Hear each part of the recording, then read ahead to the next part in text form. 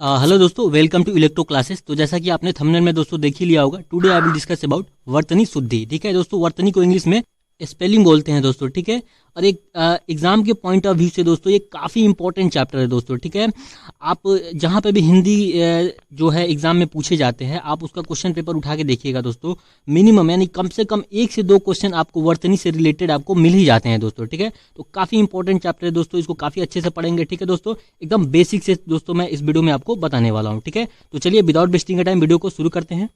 तो सबसे पहले दोस्तों हम लोग देख लेते हैं कि वर्तनी से रिलेटेड एग्जाम में क्वेश्चंस किस टाइप के पूछते हैं। ठीक है दोस्तों, तो चलिए देखते हैं। सबसे पहले तो आपको ये डायरेक्ट ऑप्शन दे देगा, चार ऑप्शन दे देगा दोस्तों, और इसमें से आपको अशुद्ध वर्तनी को चुनना रहेगा। ठीक है, या फिर ऐसे भी दे सकता है, 4 ऑप्शन दे देगा, उसमें से आपको शुद्ध वर्तनी चुनना रहेगा। ठीक है, तो जैसे इस क्वेश्चन में आपको दिख रहा होगा, यहाँ पे बोल रहा है कि अशुद्ध वर्तनी को चुनना है। ठीक है, तो ये भेड़ जो है दोस्तों 100% सही है।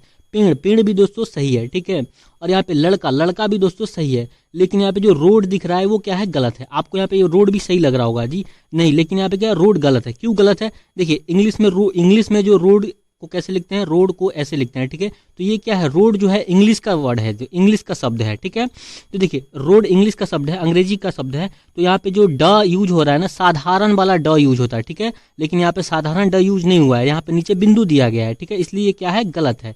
रोड में क्या होता है, एकदम सिंपल वाला ड होता है। ठीक है दोस्तों, आई होप आपको ये समझ में आ गया हो। अभी इसको आगे बहुत अच्छे से डिस्कस करेंगे। ठीक है, चलिए, तो यहाँ पे एक वाक्य के रूप में भी आपसे पूछ लेता है वर्तनी से रिलेटेड। ठीक है, अब यहाँ पे एक वाक्य दे रहा है, अब आपको बताना है ये शुद्ध वाक्य है या अशुद्ध वाक्य है। ठीक है, तो यहाँ पे दे रहा है, गुरु के लिए सभी छात्र एक समान होते हैं। ठीक है, तो आप पढ़ रहे होंगे तो आपको तो ये शुद्ध ही लग रहा होगा, लेकिन ये क्या है, अशुद्ध है। अब अशुद्ध कहाँ है, देखिए यहाँ पे जो वर्तनी लिखा हुआ है, गुरु जो लिखा हुआ है ना, ये गलत है। ठीक है दोस्तों, गुरु जो होता है उसमें छोटी ऊ होती है, लेकिन यहाँ पे बड़ा ऊ दे रखा है। ठीक है, देखिए एक चीज मैं आपको बताऊंगा, तो पहले तो ये बता देता हूँ। देखिए गुरु कैसे लिखते हैं, गुरु को ऐसे लिखते हैं।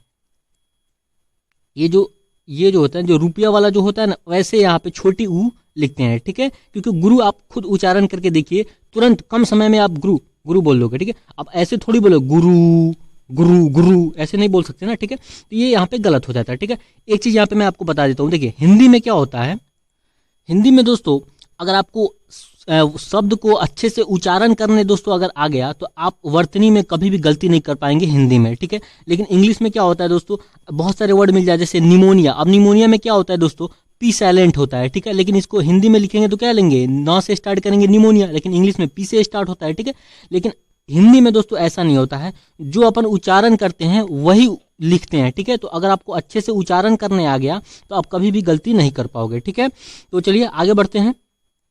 ठीक है दोस्तों, तो अब एकदम बेसिक से स्टार्ट कर रहा हूं दोस्तों मैं। सबसे पहले हम लोग देखते हैं व्यंजन को आधा लिखने का नियम। ठीक है दोस्तों, एकदम बेसिक से स्टार्ट कर रहे हैं। ठीक है, देखिए ये 2 लाइनें आपको दिख रही होंगी। ठीक है, ये रेड वाले को बोलते हैं सीरो रेखा, और ग्रीन वाले को बोलते हैं खड़ी पाई बोलते हैं। ठीक है दोस्तों, अच्छा व्यंजन कितने होते हैं, ये सारे मैं प्रीवियस वीडियो में बता चुका हूँ, 33 व्यंजन होते हैं। ठीक है, चलिए अब इसको हम क्या करते हैं, व्यंजन को 3 भाग में क्या करते हैं, डिवाइड करते हैं। ठीक है, तो 3 भाग कैसे कैसे हो जाएंगे, एक हो जाएंगे दोस्तों 22 यानी 22, एक हो जाएंगे 2, और एक हो जाएंगे 9। ठीक है, अब यहाँ पे आप देख सकते हैं, देखिए यहाँ पे ध्यान दीजिए, देखिए ये जो 22 व्यंजन ऐसे हैं, जैसे ख च प न। ठीक है, तो इसमें क्या है, देखिए ये जो खड़ी लाइन है, इसको आप लक्ष्मण रेखा एज्यूम कर लीजिए। ठीक है, तो ये जो ख है, इस लक्ष्मण रेखा को पार नहीं किया है, यानी इस लक्ष्मण रेखा के पहले ही ये क्या, ख समाप्त हो गया। वैसे ही देखिए च यहाँ से स्टार्ट हो रहा है, और ये लक्ष्मण रेखा को पार नहीं कर रहा है, यहीं पे एंड हो जा रहा है। वैसे ही प है, लक्ष्मण रेखा के पहले ही एंड हो जा रहा है। ये भी न है, लक्ष्मण रेखा के पहले, यानी लक्ष्मण रेखा को पार नहीं कर रहा है। ठीक है,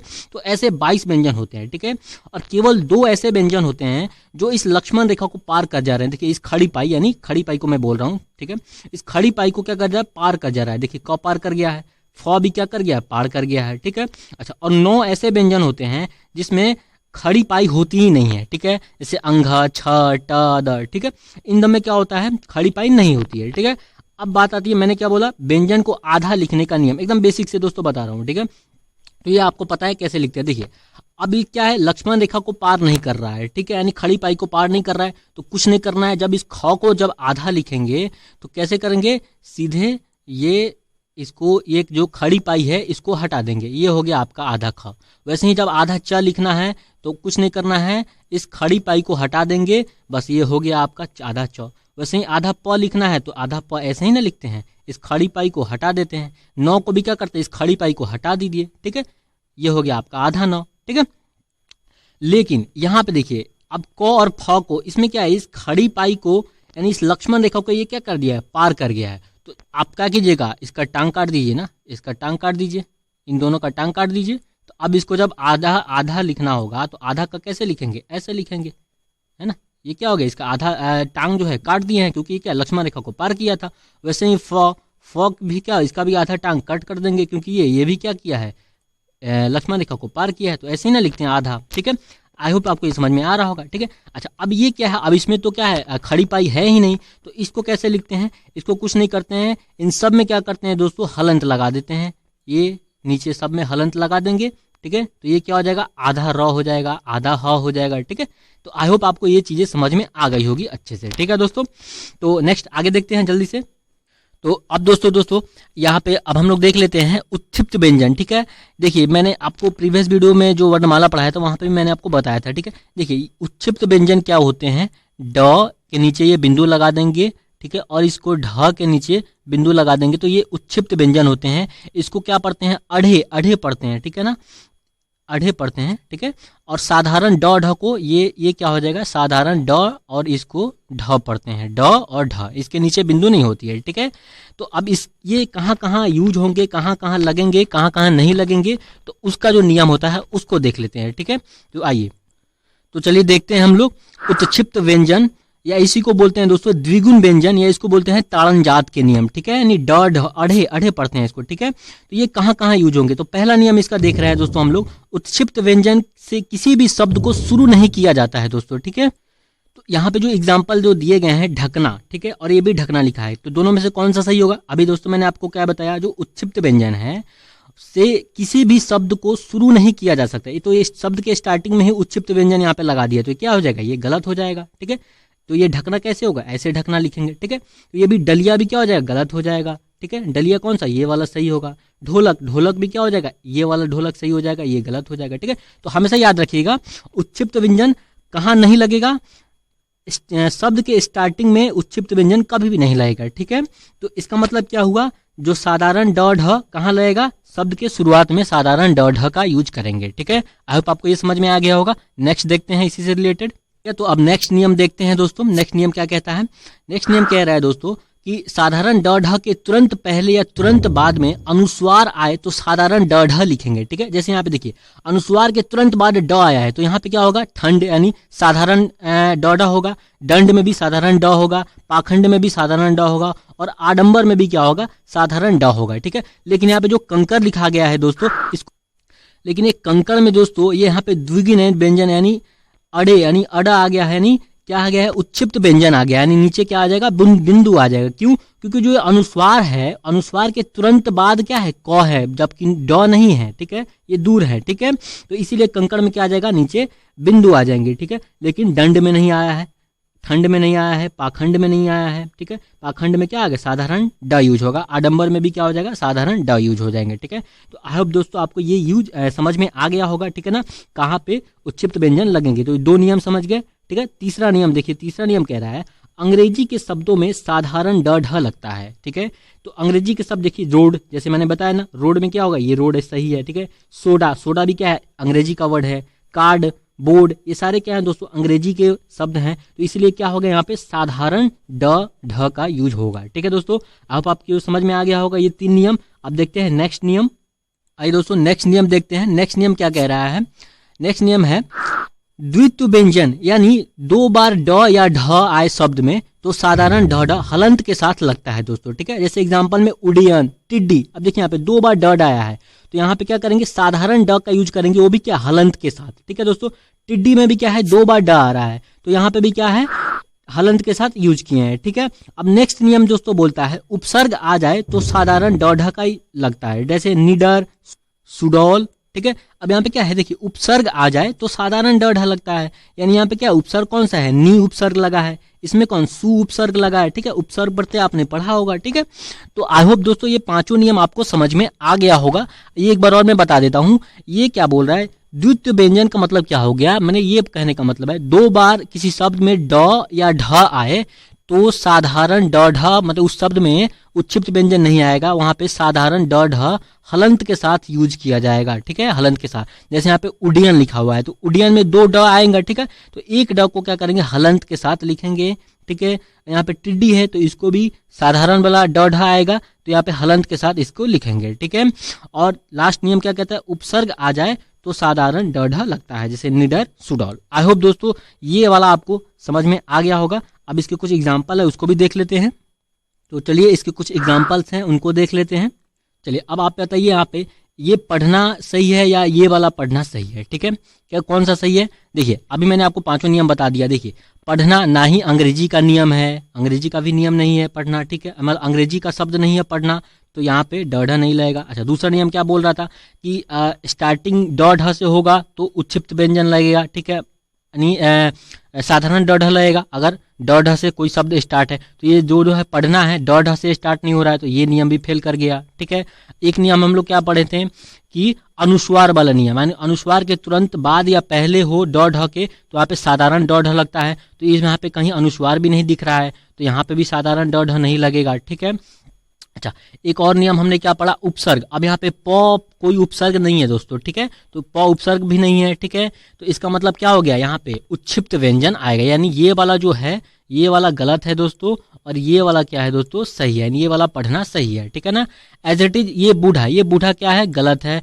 ये बूढ़ा जो होगा दोस्तों, बूढ़ा इसमें क्या हो जाएंगे, उच्छिप्त व्यंजन, यानी यहाँ पे नीचे बिंदु आएगा बूढ़ा में। ठीक है, झाड़ू, ठीक है, झाड़ू में भी क्या है, ना ही ड ढ से झाड़ू स्टार्ट हो रहा है, ना ही झाड़ू अंग्रेजी का वर्ड है, ना ही झाड़ू में कोई अनुस्वार लगा हुआ है, अनुस्वार के तुरंत बाद ड ढ है। ठीक है, ऐसा कुछ नहीं है। इसका मतलब क्या है, ये भी आपका गलत है। झाड़ू आपको कैसे हो जाएगा, झा और यहाँ पे ड में बिंदु देना पड़ेगा और ये ऐसे हो जाएंगे झाड़ू। ठीक है, यहाँ पे कीड़ा, कीड़ा में भी कि दोस्तों क्या होगा, यहाँ पे आपको यहाँ पे ये देना पड़ेगा। और लुढ़कना, लुढ़कना में भी ये ढ है, साधारण ढ ढ नहीं होगा दोस्तों, यहाँ पे कौन सा हो जाएगा, उच्छिप्त व्यंजन यूज करना पड़ेगा, यानी यहाँ पे बिंदु देना पड़ेगा। ठीक है, अब ये लुढ़कना सही है। तो आई होप दोस्तों आपको ये ड ढ वाला कंसेप्ट क्लियर हो गया होगा। ठीक है, चलिए अब नेक्स्ट कॉन्सेप्ट पे आते हैं दोस्तों। तो अब एक नेक्स्ट कॉन्सेप्ट देखते हैं दोस्तों। कॉन्सेप्ट है र के रूप, यानी र के कितने रूप होते हैं। ठीक है दोस्तों, तो आपको आई होप पता भी होगा र के दोस्तों 2 रूप होते हैं।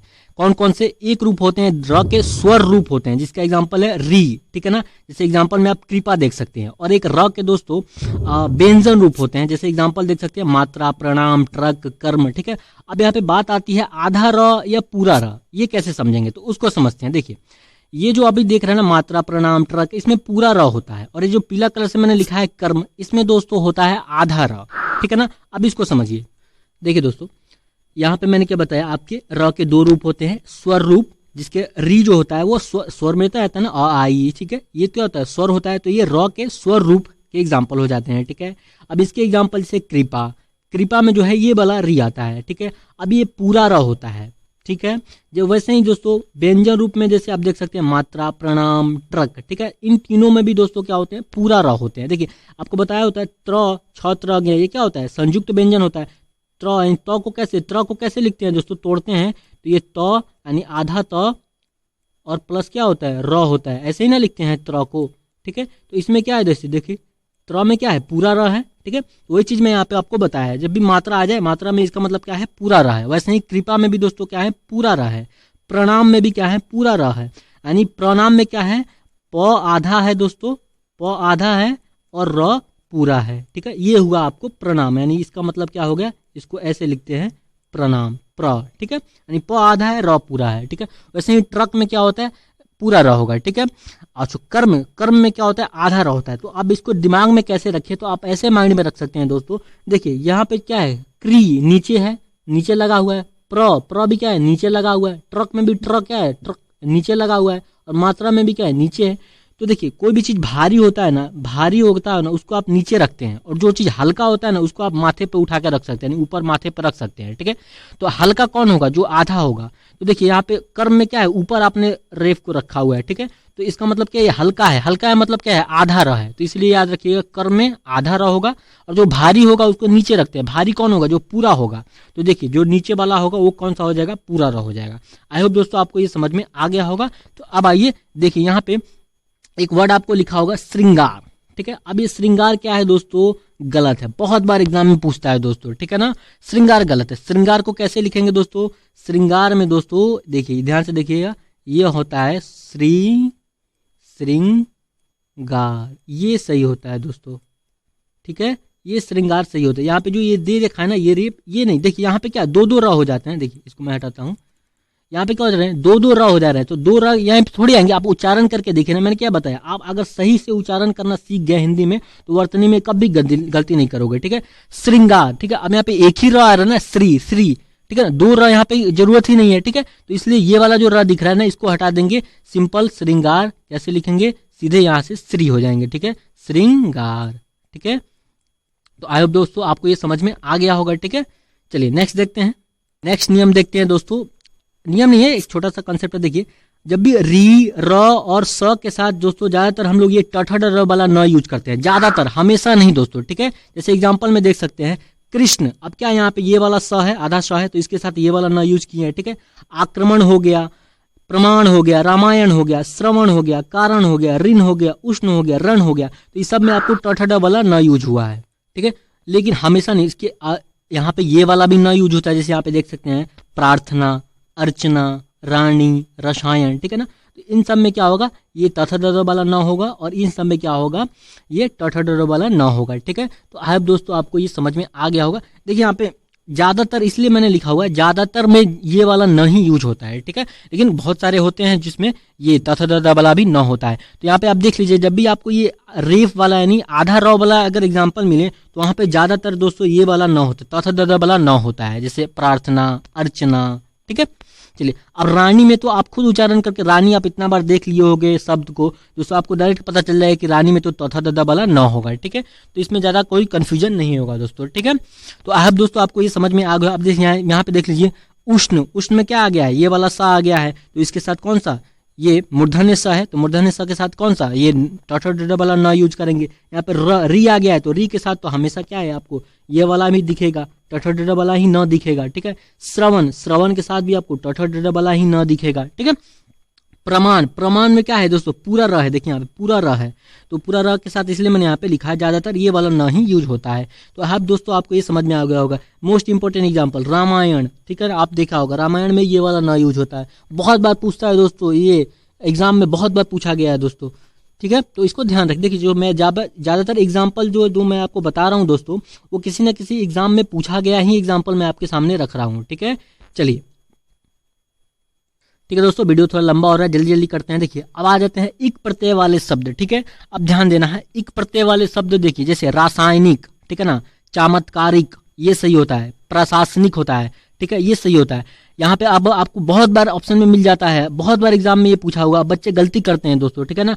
एग्जाम में ऑप्शन में मिलता है रासायनिक और बच्चे इसी को सही कर देते हैं, जबकि ये क्या होता है दोस्तों, ये गलत होता है, ठीक है ना। रासायनिक नहीं होता है, ठीक है, ये क्या होते हैं दोस्तों, इसको ये गलत होते हैं और ये रासायनिक सही होते हैं, ठीक है। इधर जो भी लिखा गया है ये सारे सही है, ठीक है ना। जैसे इसका संधि विच्छेद कीजिएगा दोस्तों, तो रसायन प्लस इक रासायनिक होता है। जैसे ही इक प्रत्यय यहाँ पे जुटा तो ये क्या हो जाता है, मात्रा डबल हो जाता है, मात्रा बढ़ जाता है, ठीक है। इसीलिए क्या होता है, रासायनिक हो जाता है, ठीक है ना। यहाँ चमत्कार प्लस इक, तो यहाँ पे क्या हो जाएगा, चमत्कारिक हो जाएगा, ठीक है ना, मात्रा बढ़ जाएगा, ठीक है ना। प्रशासन प्लस इक, प्रशासनिक हो जाता है। और मोस्ट इंपोर्टेंट, बहुत बार पूछा हुआ है ये एग्जाम्पल, बहुत बार पूछा हुआ है, ये क्या है, व्यवहारिक, यहाँ पे यहाँ पे ये क्या है, गलत है, ठीक है ना।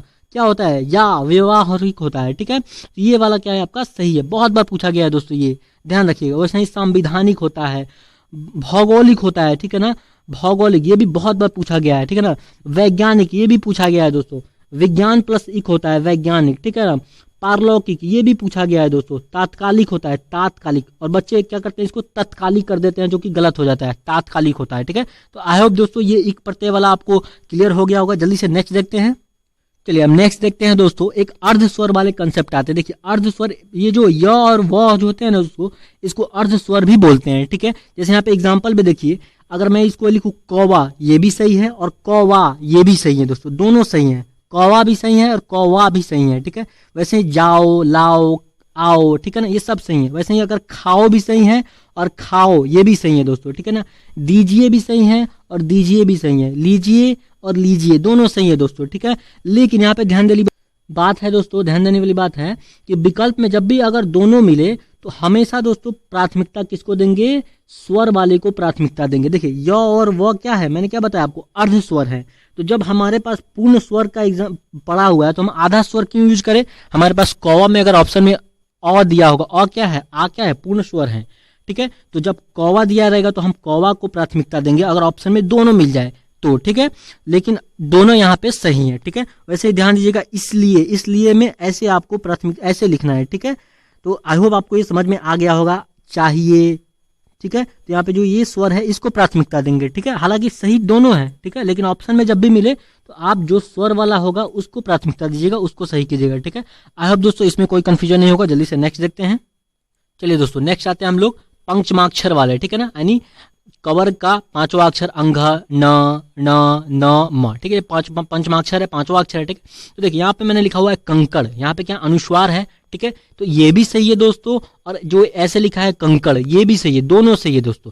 अब यहाँ पे क्या है, इसका बगल में कौन सा है, ये क है, तो क का पांचवा अक्षर कौन सा होता है, अंघा होता है। तो यहाँ पे हलंत इसको आधा लिखेंगे ना, आधा अंघा कैसे लिखेंगे, हलंत के साथ लिखेंगे, ठीक है। मैंने स्टार्टिंग में ही बता दिया था। तो ये कंकड़, दोनों कंकड़ सही है दोस्तों, ठीक है। वैसे अगर कंचन लिखना है तो ये भी कंचन सही है। और देखिए अनुसार के बगल में क्या है, च है, तो देखिए च छ जो क्या आता है, न आता है ना, तो इसको क्या है, आधा न लिखेंगे, तो ये भी कंचन क्या है, सही है दोस्तों।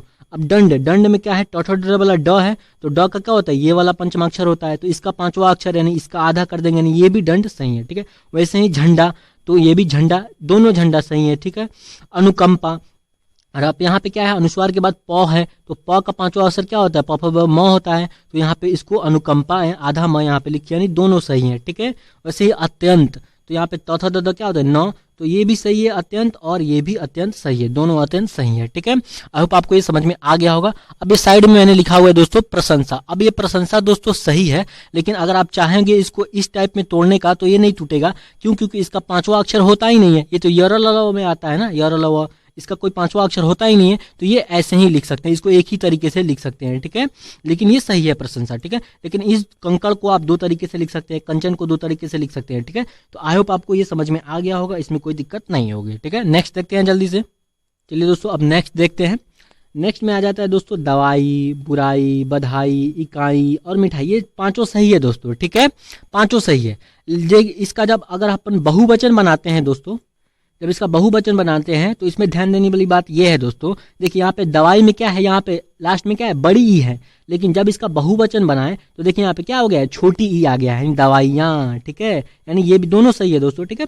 इसका क्या है, बहुवचन है, तो बुराई का बहुवचन जब बनाएंगे तो यहाँ पे क्या आ जाएगा, बुराई, यानी ई में छोटी ई आएगा, ठीक है। तो बुराइयाँ, बधाइयाँ, इकाइयाँ और मिठाइयाँ, ठीक है। तो ध्यान दीजिएगा, हमेशा जब भी इसका बहुवचन बनाएंगे तो हमेशा क्या हो जाएगा दोस्तों, छोटी ई ही यूज करेंगे, ठीक है। आई होप दोस्तों इसमें भी कोई आपको दिक्कत नहीं होगा। जल्दी से नेक्स्ट देखते हैं, ठीक है दोस्तों। तो अब देखते हैं, देखिए अब यहाँ पे मैंने जितने भी एग्जाम्पल लिखा हुआ है दोस्तों, ये शब्द लिखा हुआ है, ये सारे शब्द दोस्तों आपको एग्जाम में पूछा गया है, सभी के सभी क्या है, इंपॉर्टेंट है दोस्तों। देखिए उज्जवल कितना बार पूछा गया है दोस्तों, ये उज्जवल सही लिखा गया है दोस्तों, ठीक है।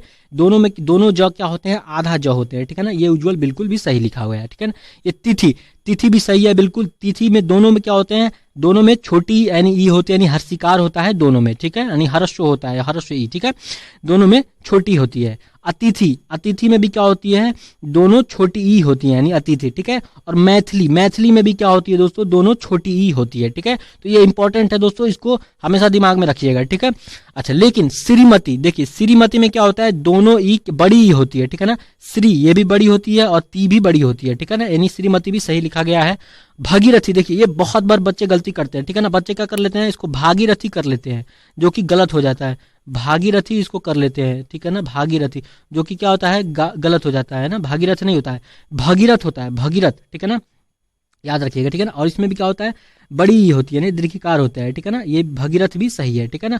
आशीर्वाद तो बहुत बार पूछा गया है दोस्तों, ये आशीर्वाद सही लिखा गया है, ठीक है ना। देखिए कैसे दे देता है, यहाँ पे क्या कर लेता है, ये जो ये रेप दिख रहा है ना, ये एग्जाम में ऐसे दे देता है, ये जो दिख रहा है ना, ये तो ऐसे लिखा और यहीं पे आपको रेप दे देता है। आप हल्दवादी में क्या कर लेते हैं, गलती कर लेते हैं, ये आशीर्वाद ऐसे दे देता है, ठीक है ना। तो क्या हो गया, आशीर्वाद हो गया ना, ठीक है ना। लेकिन ये क्या हो जाए, गलत हो गया, तो ये ध्यान दीजिएगा, हमेशा आशीर्वाद ऐसे होगा, ठीक है ना। और इसमें क्या होगा, दीर्घिकार होगा, ठीक है ना। तो ये मैंने आपको जो इंपॉर्टेंट था वो बता दिया, ठीक है ना। अच्छा यहाँ पे देखिए, इसको थोड़ा सा हटा लेता हूँ, देखिए अब यहाँ पे दोस्तों मैंने चिन्ह लिखा हुआ है, ठीक है ना, ये चिन्ह क्या है, गलत है, ठीक है ना। चिन्ह कैसे लिखते हैं, देखिए ये भी बहुत बार पूछा गया है। देखिए अच्छा, चिन्ह लिखने के बहुत बच्चों को थोड़ा दिक्कत होती है। देखिए चिन्ह दो तरीके से लिखेंगे, एक तो आप ऐसे लिख लेंगे, देखिएगा ची ची, और क्या होता है दोस्तों, आधा ह होता है, देखिए याद रखिए आधा ह और ये न, चिन्ह ऐसे होता है, ये सही है। 1 मिनट दोस्तों, बैटरी लो हो गई मेरी।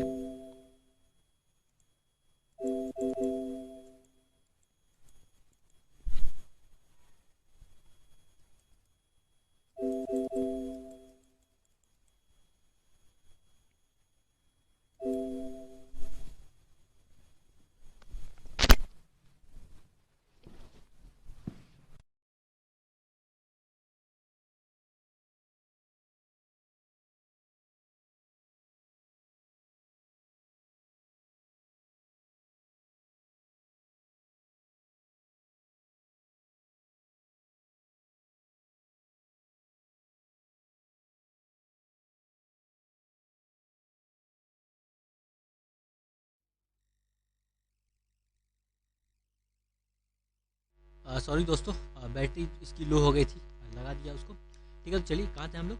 तो ये चिन्ह मैंने बताया था, ये चिन्ह गलत है, ठीक है ना, चिन्ह होता है, ठीक है ना, यानी आधा ह और पूरा न होता है, ठीक है। ऐसे इसको लिखते हैं, ठीक है। एक तरीके से इसको ऐसे भी लिखते हैं, देखिएगा ध्यान से, ये बड़ा लोगों को कन्फ्यूजन होता है बच्चों को, कि इसको कैसे लिखे। देखिए इसको कुछ नहीं करना है, चिन्ह लिख दीजिए ची, ठीक है। और यहाँ पे ह को कैसे लिखते हैं, ह को ऐसे ही ना लिखते हैं, ये आपका हो गया ह, ठीक है। और ये जो न होता है ना, इस न को इसी ह के अंदर ही लिखा जाता है, ठीक है। ये आपका हो गया चिन्ह, ठीक है ना। देखिए ह के अंदर कोई भी अक्षर लिखा जाएगा, यानी कोई भी व्यंजन लिखा जाएगा, तो वो क्या होता है, पूरा होता है। ह क्या होता है, आधा होता है, ठीक है। तो ये ऐसे लिखने का मतलब क्या हुआ, यहाँ पे न पूरा है और ह आधा है, ठीक है। तो ये आपके हो गए चिन्ह, ये यानी सही हो गए, ठीक है। अब यहाँ पे देखिए ये ब्रह्मा लिखा हुआ है, ये गलत लिखा हुआ है, ठीक है ना। यहाँ पे क्या होगा, ये जो ह है वो आधा होगा, यानी ह अलंत होगा, यहाँ पे हलंत लगा देंगे, तो अब ये ब्रह्मा सही हो गया, ठीक है। तो इसको ऐसे लिख सकते हैं, या फिर इसको इस ऐसे भी ब्रह्मा लिख सकते हैं। देखिए ये हो गया, ये आपका ब्र हो गया। अब जब ह लिखेंगे, देखिए ह को कैसे लिखेंगे, ये ह हो गया, ठीक है। अब माँ लिखना है ना, तो ये ह तो आधा होगा, तो इसी के अंदर देखिए ये जो दिख रहा है ना, यहीं पे दोस्तों क्या कर देना है, आपको म बना देना है, माँ। तो ये हो गया ब्रह्मा, ठीक है। तो ऐसे लिखते हैं ब्रह्मा, ये जो दिख रहा है ना, ह के अंदर ही जो है म बना देना है और माँ लिख देना है, ये ब्रह्मा हो गया, ठीक है।